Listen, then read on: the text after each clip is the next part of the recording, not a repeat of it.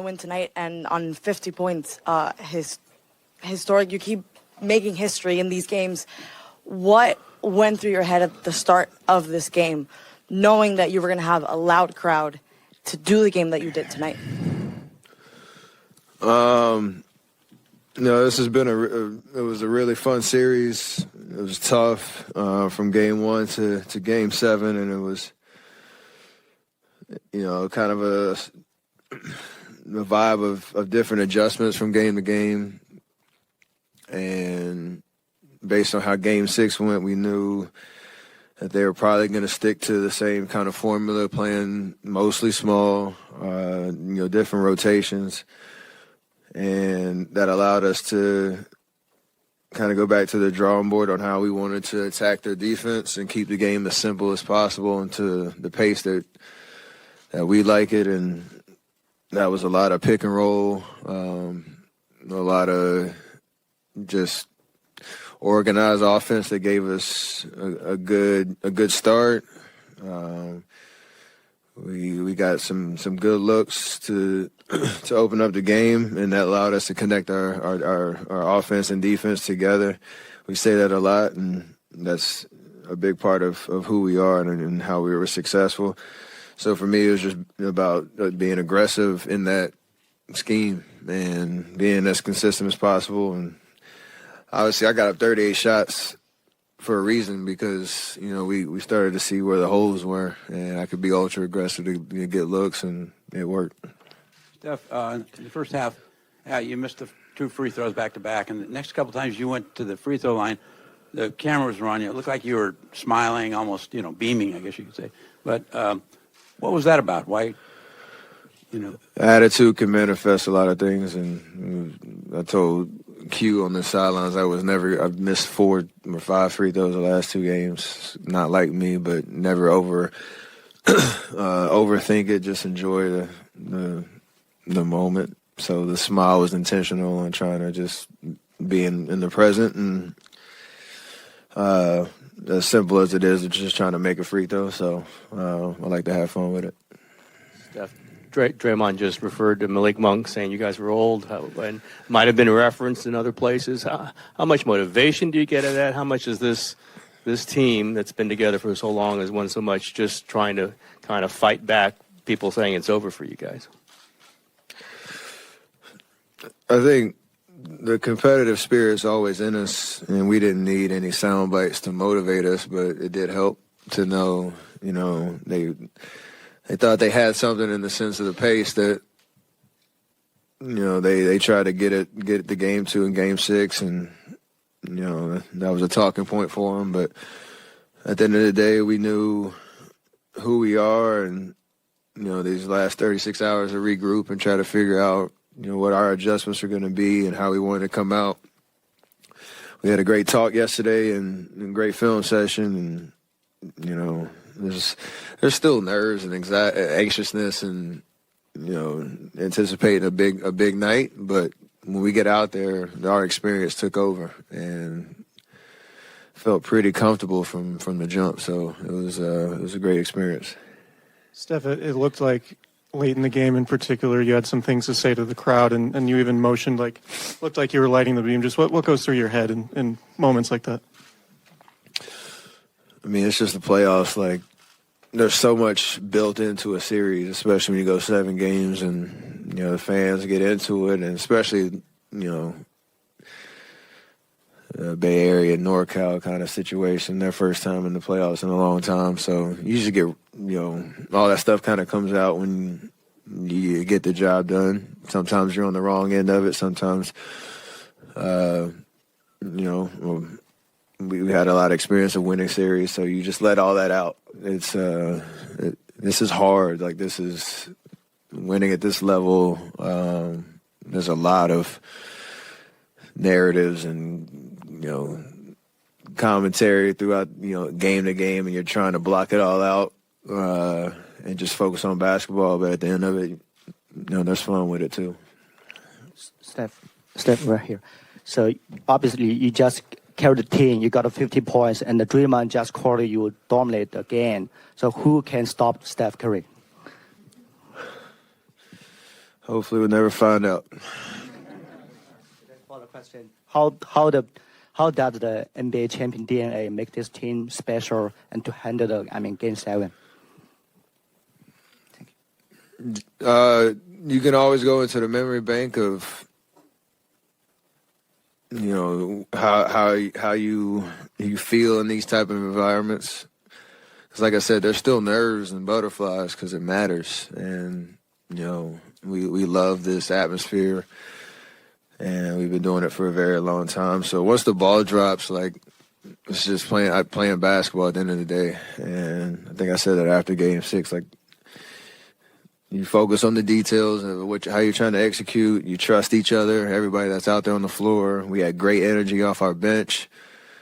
Everybody who played came in with the right intentions. There's a lot of conversation and communication and togetherness on the bench, which is huge for us. And everything was connected. So when that happens and then you're on the court and you have clarity about what you're trying to do, good things usually happen. And it was a great time to kind of put it all together on the road in Game 7. Any early thoughts on Lakers series and just how schematically different you expect that to be? They're totally different than the Kings. Present a lot of different challenges. We know Bron really well. Played him a couple of times, I think, since the trade, and they look extremely different. So I know they're playing good basketball, and it's weird, a 6-7 seed series. We get home court advantage, so we got to take advantage of that. But they're big, and we got to be able to have everybody, locked in on our preparation over the next 48 hours. And even if guys didn't get much run in this series, that's the nature of the playoffs. Move on to a different team, a different style. Everybody's got to be ready to make those adjustments on the fly. Stephen, for someone over here to your right, for someone who appreciates the history of the game, you're going to take on LeBron, the Lakers, for the first time in this run. How much do you relish the moments of taking on LeBron again and taking on the Lakers in this next round of the playoffs? It's amazing because you're still in the fight. It's better than the alternative of on the outside looking in and. Having been down 0-2 in this series, nothing's guaranteed. You don't take anything for granted. And it is special to know, from the first series we played him in Cleveland 14-15 or 14-15 season to now. We're blessed to be playing at this level still and excited about a new chapter. Two teams trying to, keep your season alive and chase a championship, and that's what it's all about. Hey, Steph, when you see your team playing the shutdown defense that it did in that second half, how much more does your confidence grow in being able to seize the opportunity and take over a game like you did today? I mean, that's how you win at this level. Is the offense is flashy and especially the way that we play. You kind of have that high octane offense, but for us, our calling card has usually been our defense, and you can start to feel the momentum stay on your side, even if shots aren't falling, because you can, put 2-3 stops together in a row and kind of, take the momentum away from a team that kind of thrives, especially when you're not turning the ball over. That's a huge part for us. And in this series, we lost most games when we lost the possession battle. So, our offense was great, creating good shots, which didn't allow us to set up our defense, and we were able to keep the crowd out of it for a good portion of the game, which is huge on the road. So, probably our best performance of the series, and it was, great timing. Steph, obviously there's no rival between the Kings and the Warriors, but Sacramento in the Bay Area has a little rival. Is that something that when you playing, you keep in the back of your head, as you playing? Not so much that. It's just, within the playoff series, you hear from both fan bases. for all type of different reasons, whether it's the geography, whether it's the podium game with people talking trash or whatever it is, regular season kind of history. Every series is different. So, it's 2 series in a row we're playing California teams. It's kind of dope to know there is a little bit of history and connectivity within the different regions, but it doesn't really manifest itself in the way that we approach the game or anything like that. Hi, Steph. I feel like we ask you about Looney every night, but he corrals these balls, and you might miss, or somebody might miss, and you get 2 or 3 more chances because of him. I mean, he was a key part of this series, as we all saw. What does that mean to you to see the ball coming back at you after a miss and get another chance? He makes his presence felt, and it's amazing. Another 20 rebound game. I think he's had 3 this series, and special the way that, again, he just, like you said, gives us extra possessions. We're not the biggest team, and so he plays a lot larger than his size, and it's just awesome to know that over the last 2 years he's really created an identity of how he approaches games and how he helps us, and it's so valuable, to your point, because we take a lot of wild shots, and our skill set's on display a lot. But when he's doing what he did all series for us, it makes us that much better. And last year, when we won the championship, he was invaluable to that run, and hopefully, this performance continues. Steph, yeah. We always talk about the wars and the battles that you, Clay, Draymond, Andre, have been going through in the last 10 years. But the admiral of that ship is Steve Kerr.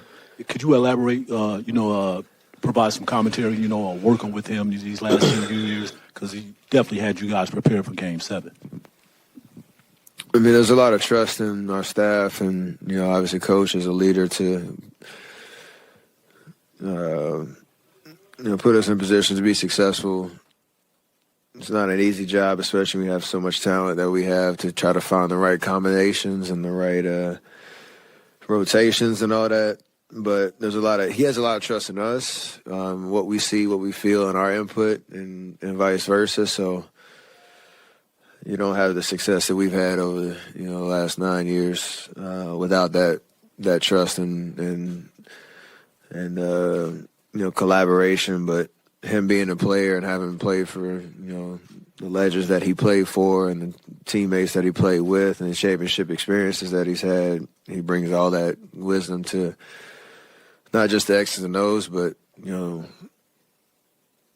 keeping everybody on the same page on what we're trying to accomplish and how we need to go about our business. And he's done that from day one, so still doing it. Steph, we've seen you do night and night, and now you're lighting the beam, and you've talked to fans a lot. How did you step up your trash talk game over the years, and where do you see it at right now? I do it differently, I guess, just like trying to have fun, whether it's the crowd or weird mannerisms and all that. Sometimes it's choreographed, sometimes it's not, but I never take it too serious. But, yeah.